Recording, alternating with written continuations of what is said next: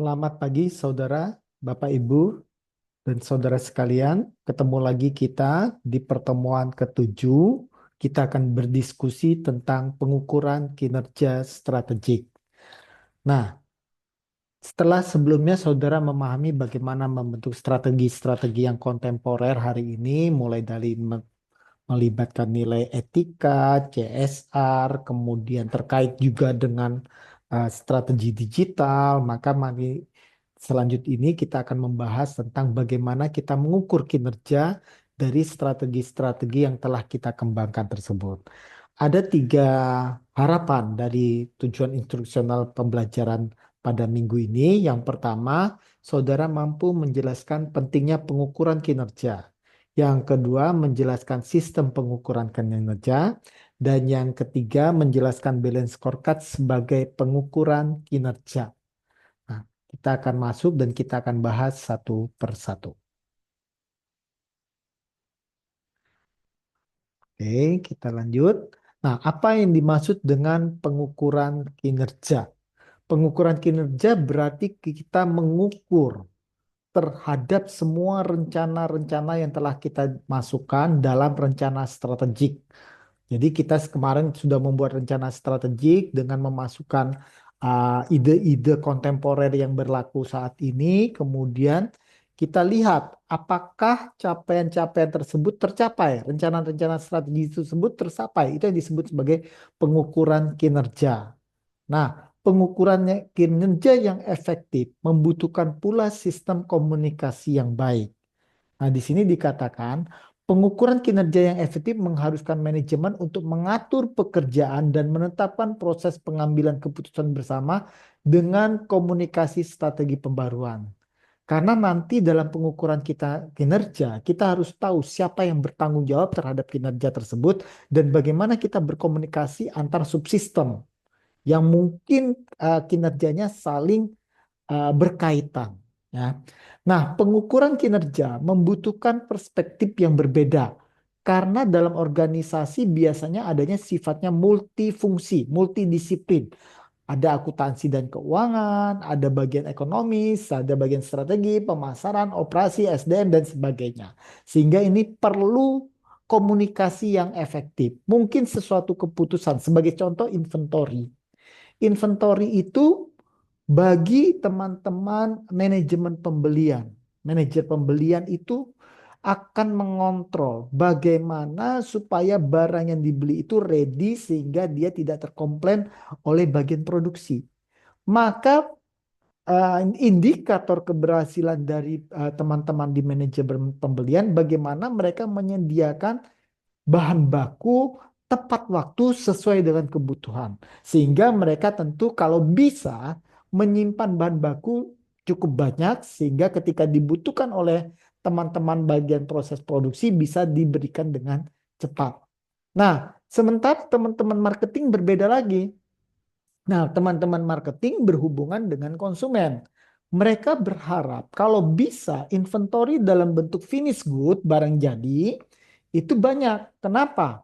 Karena nanti kalau ada permintaan mendadak dari konsumen, diharapkan mereka segera mampu memenuhinya. Nah, ini bertentangan dengan teman-teman keuangan dan keuangan, akuntansi ya. Nah, orang keuangan mengatakan apa? Inventory itu pada dasarnya cost. Ya, ada yang namanya eh, apa? Biaya pemesanan, ya, ordering cost dan ada biaya penyimpanan, carrying cost. Maka kalau bisa seminimal mungkin, maka muncullah nanti konsep namanya just in time. Nah, tiga contoh tadi antara manajer pembelian, manajer pemasaran dengan keuangan itu memiliki semangat yang berbeda. Namun tujuannya baik secara organisasi. Tentu hal-hal seperti ini terkait berapa level inventory dan sebagainya, ini wajib dikomunikasikan antara pihak-pihak yang berbeda kepentingan tersebut. Ya. Nah, kemudian kita lihat ada istilah leading dan lagging indikator. Lagging indikator itu adalah indikator luaran, sementara leading indikator awal. Nah, dari aktivitas leading indikator akan menghasilkan namanya indikator capaian, lagging indikator. Nah, kita lihat di sini. Lagging indikatornya adalah finansial. Sementara leadingnya ini adalah aktivitas-aktivitas mulai dari pembelajaran organisasi dan inovasi, bagaimana kita berproduksi, bagaimana kita menciptakan nilai konsumen. Ini adalah aktivitas-aktivitas yang akan memberikan nilai tambah dan nanti akan tercermin akhirnya pada laporan keuangan. Apakah produk kita itu laku di pasar sehingga mendatangkan keuntungan. Nah, ini adalah lagging indikator. Jadi saudara harus tahu bedakan antara leading sama lagging indikator. Nah, sistem pengukuran kinerja. Apa itu sistem pengukuran kinerja? Sistem pengukuran kinerja adalah seperangkat pengukuran, baik keuangan atau non-keuangan, yang mendukung proses pengambilan keputusan suatu organisasi dengan mengumpulkan, memproses, dan menganalisis data informasi kinerja yang terukur. Nah, SPK dapat memberikan efek peningkatan kinerja sekaligus efek penghambat. Efek peningkatan kinerja apa? Karena kita ada indikator-indikator yang kinerja yang diukur, orang mau tidak mau berupaya mencapainya. Tapi bisa juga menjadi penghambat kalau kita bicara indikator kinerjanya mungkin terlalu over optimis sehingga membuat SDM yang bertanggung jawab untuk mencapainya menjadi pesimis untuk mampu mencapai target yang telah ditetapkan. Nah, contoh sistem pengukuran kinerja yang cukup baik adalah balance scorecard. Nanti kita akan bahas lebih dalam. Nah, di sini kita lihat perbedaan kinerja secara tradisional dan non-tradisional. Nah, kita lihat pertama yang pengukuran kinerja tradisional. Dia berbasis pada sistem akuntansi tradisional. Yang diukur apa? Keuangan, labanya berapa, kemudian apa itu margin profitnya berapa, cost marginnya berapa dan sebagainya. Ditujukan untuk manajer puncak dan senior. Metriknya biasanya terlambat karena ini kan hasil dari suatu aktivitas sehingga ini adalah lagging indikator yang terlambat, ya. Kadang-kadang sulit, membingungkan dan menyesatkan. Kadang-kadang menyebabkan frustasi karyawan kalau target di awalnya ditetapkan terlalu tinggi. Memiliki format yang standar tetap. Tidak bervariasi antar lokasi, tidak berubah dari waktu ke waktu, paling tinggal dalam 1 tahun baru dia naik berapa persen. Ditujukan terutama untuk memantau kinerja, tidak berlaku untuk GIT dan sebagainya. Dapat menghambat perbaikan terus-menerus. Ya, loh, kok bisa? Karena kita fokusnya hanya pada lagging indikator yaitu keuangan. Nah, padahal driver yang utama adalah tadi kita sudah sebutkan leading indikatornya. 3 hal inilah aktivitas utama yang nanti akan berdampak pada lagging indikator kinerja keuangan. Nah, sementara pengukuran kinerja non-tradisional berdasarkan strategi perusahaan, maka strategi perusahaan harus ada key performance indicator. Dan kita lihat ternyata keuangan itu hanya impact, hanya dampak dari suatu aktivitas. Berarti yang harus kita fokuskan yang mana? Non keuangannya, sumber daya manusianya, aktivitas operasionalnya, aktivitas marketingnya. Nah, ditujukan untuk semua karyawan. Tadi aktivitas operasional berarti karyawan-karyawan produksi, aktivitas marketing, karyawan-karyawan marketing dan seterusnya, ya. Metriknya tepat waktu, bisa jam atau bahkan hari, sederhana, akurat, dan mudah digunakan, menyebabkan kepuasan karyawan. Karena semua karyawan tahu tanggung jawabnya mana, key performance indikatornya mana, dan biasanya dikaitkan dengan insentif. Tidak memiliki format tetap, tergantung pada kebutuhan. Bervariasi antar lokasi, berubah dari waktu ke waktu karena kebutuhan juga berubah. Ditujukan untuk meningkatkan kinerja. Kemudian berlaku untuk JIT dan seterusnya, mendukung perbaikan terus-menerus. Nah, di sini kita lihat rangka kerja sistem pengukuran kinerja. Ini ada beberapa model pengukuran kinerja. Mulai yang dari yang pertama, Performance Measurement Matrix yang dikemukakan oleh Keegan et al. Tahun 89. Atribut kuncinya apa? Kita mengukur kinerja internal dan eksternal, keuangan dan non-finansial. Kemudian ukuran kinerja terkait dengan strategi yang telah ditetapkan oleh perusahaan. Kemudian ada SMART, performance piramid oleh Cross dan Lynch tahun 90-an. Nah, dia mengukur kinerja efisiensi internal dan efektivitas eksternal. Ukuran kinerja yang diterapkan dari strategi yang telah ditetapkan oleh organisasi. Nah, yang berikutnya adalah balance scorecard. Ya, dikembangkan Kaplan Norton tahun 92 dan 96 menjadi buku yang pertamanya. 92 masuk dalam Harvard Business Review. Nah, atribut kuncinya apa? Ukuran kerja dikelompokkan menjadi 4 perspektif. Apa saja? Pertama, learning and growth. Learning and growth. Ya. Yang kedua, bisnis internal proses, bisnis proses. Yang ketiga, customer perspektif. Yang keempat, finansial perspektif. Sebenarnya keempat hal ini yang pertama terkait dengan learning and growth itu kita bicara tentang sumber daya manusia. Sementara yang kedua, internal business process itu kita bicara tentang operation, produksinya. Jadi bicara tentang manajemen operasionalnya. Sementara customer perspective yang ketiga itu sebenarnya bicara tentang aspek pemasaran. Yang keempat, financial perspective sebenarnya bicara tentang aspek keuangan. Jadi sebenarnya fungsi manajemen yang dipakai, ya. Nah, balance scorecard itu menunjukkan hubungan sebab akibat antara perspektif yang mencerminkan strategi. Nanti kita akan melihat ada yang namanya strategi map, peta strategi. Ya. Nah, kemudian berikutnya ada Integrated Performance Measurement System. Ya, dikembangkan oleh BTC tahun 97. Nah, di sini dia atribut kuncinya bagaimana? Pengembangan strategi untuk unit bisnis, proses, dan kegiatan yang menghasilkan langkah-langkah dengan mempertimbangkan persyaratan pemangku kepentingan, pemantauan eksternal, tujuan, dan ukuran kinerja.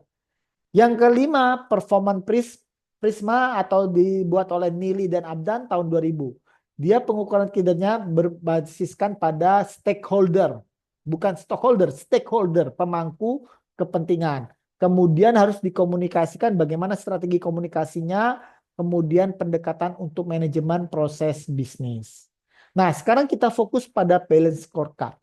Balance scorecard ini cukup bagus dan banyak dipergunakan oleh berbagai perusahaan di tanah air saat ini.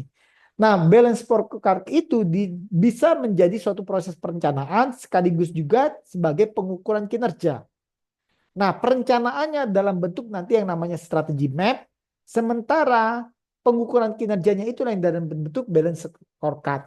Ya, jadi nanti kita lihat ada apa itu indikator-indikator keberhasilan, target, inisiatif dalam rangka mencapai tersebut. Itu namanya balance scorecard, ya.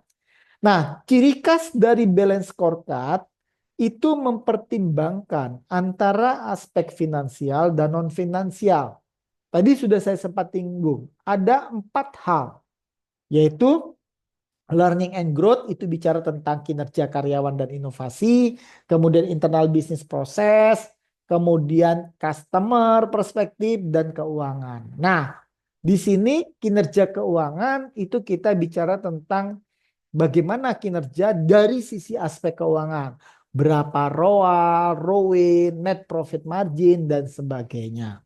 Kemudian kalau kinerja nilai pelanggan biasanya kita ukur melalui pangsa pasar, kemudian loyalitas konsumen, dan loyalitas pelanggan maksudnya, dan sebagainya.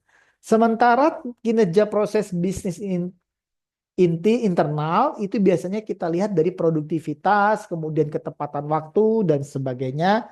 Sementara inovasi dilihat daripada bagaimana persentase pendapatan dari produk baru yang utamanya. Kalau kinerja karyawan terkait dengan bagaimana moral karyawan, kepuasan kerja karyawan dan sebagainya. Nah, semua itu terangkum dalam 4 perspektif. Nah, kalau gitu pertanyaannya, dalam satu perspektif kinerja keuangan ini kan mengukur kinerja keuangan itu ada 5 rasio, kelompok rasio. Pertama rasio profitabilitas, yang kedua rasio aktivitas, yang ketiga rasio likuiditas, yang keempat rasio utang, yang kelima rasio market. Nah, 5 kelompok ini masing-masing banyak lagi tuh yang namanya rasio-rasionya. Contohnya rasio profitabilitas ada ROA, ROE, ROI, NPM, GPM, dan seterusnya. Nah, terus seberapa banyak indikator kinerja tersebut untuk masing-masing perspektif? Saya pernah meng-email pada Pak Kaplan dan Pak Norton dan salah satu dari mereka menjawab. Idealnya menurut mereka dari 4 perspektif itu sekitar 28 sampai 30 indikator. Nah, kita ambil 28 misalnya. Berarti kalau ada 4 perspektif, maka masing-masing 7. Ya, 7 kali 4 sama dengan 28 indikator. Apakah harus proporsional seperti itu? Jawabannya tidak. Bisa jadi dia 28 sampai 30 indikator kinerja, namun aspek yang di driver, yaitu di 3 yang awal itu mungkin lebih banyak. Aspek keuangannya mungkin cukup 5 rasio saja. Nah, itu jawaban dari Pak Kaplan dan Pak Norton terkait pertanyaan saya. Berapa idealnya jumlah indikator dalam balance scorecard? Ya. Nah, ini strategi map yang kita pergunakan balance scorecard dalam rangka perencanaan strategis. Di sini kita melihat cause and effect, sebab akibat. Nah, bagaimana yang pertama kita mulai dari learning and growth perspektif. Bagaimana pengelolaan sumber daya manusia, kemudian informasi dan organisasi akan membentuk kinerja internal perspektif. Nah, internal perspektifnya ada manajemen operasi, kemudian manajemen customer, proses inovasi, dan pemenuhan CSR, Regulatory and Social Process. Nah, ini akan berdampak pada customer value proposition. Nah, nanti customer value proposition ini kalau dia bagus, akibatnya market share-nya bagus, indikatornya. Nanti dampaknya adalah pada financial perspektif. Nah, balance scorecard dapat berfungsi sebagai strategi map yang menghubungkan antar fungsi tersebut. Nah, ini kalau balance scorecard berfungsi sebagai perencanaan. Nah, di sisi strategi map ini adalah fungsi perencanaannya. Nah, nanti bagaimana dengan fungsi pengendalian biaya, kinerjanya, pengukuran kinerjanya. Nah, di sebelah kanannya nanti di sini akan ada muncul target-target, inisiatif untuk mencapai target, kemudian siapa yang bertanggung jawab. Oke? Nah, nanti kita akan bahas lebih dalam di pertemuan berikutnya. Nah, peta strategi telah digunakan dalam layanan manufaktur dan organisasi nirlaba. Bahkan PLN pun menggunakan balance scorecard. Ya. Nah, Kaplan dan Norton mengidentifikasi 5 proposisi nilai pelanggan. Ya, terkait dengan tadi ya aspek permasalahannya. Yang pertama apa? Kepemimpinan produk, di mana dia menggunakan strategi diferensiasi yang berusaha untuk mengurangi waktu ke pasar, menekankan inovasi produk dan fungsionalitas produk yang unggul dalam melayani berbagai segmen. Atau dia juga bisa membuat proposisi tentang keintiman terhadap pelanggan, customer intimacy, yaitu strategi diferensiasi yang menekankan membangun hubungan jangka panjang dengan konsumen. Kemudian biaya total, low total cost, yaitu strategi kepemimpinan biaya yang berupaya mengurangi biaya-biaya terhadap aktivitas-aktivitas yang non-value added, dikurangi. Contohnya apa? Perusahaan-perusahaan seperti Air Asia, kemudian apa itu, Lion, itu mengurangi aktivitas yang tidak penting. Apa itu? Memberikan snack dan makanan pada saat penerbangan jarak pendek. Dibuang saja. Kalau mau mereka nanti membeli, silakan. Ya. Kemudian bahkan kalau di luar negeri mengurangi penggunaan garbarata. Karena itu ada ongkosnya dan sebagainya. Itu cara mereka menekan biaya. Kemudian ada berupa proposisi tentang sistem lock-in, yaitu menghasilkan nilai berkelanjutan jangka panjang dengan menciptakan biaya peralihan yang tinggi bagi pelanggan. Jadi customer switching bagi customer itu menjadi tinggi. Contohnya apa? Kalau dia sudah pakai produk saya, kalau dia mau beralih ke produk kompetitor, dia butuh biaya yang besar. Ya, itu yang kita sebut sebagai apa itu switching cost yang tinggi, biaya peralihan yang tinggi. Yang berikutnya value innovation, yaitu memilih serangkaian atribut dan fitur layanan yang secara khusus disukai oleh segmen pelanggan yang lebih besar sambil menjaga biaya. Dia menciptakan inovasi sekaligus menekan biaya tetap rendah sehingga dia memberikan value innovation. Nanti dalam pembahasan berikutnya kita sebut sebagai prinsip Blue Ocean Strategy karena kuncinya adalah value innovation. Ya. Nah, itulah materi pertemuan kita hari ini, cukup singkat. Silakan saudara membaca materinya lebih dalam di dalam modul yang telah kami sediakan. Selamat siang.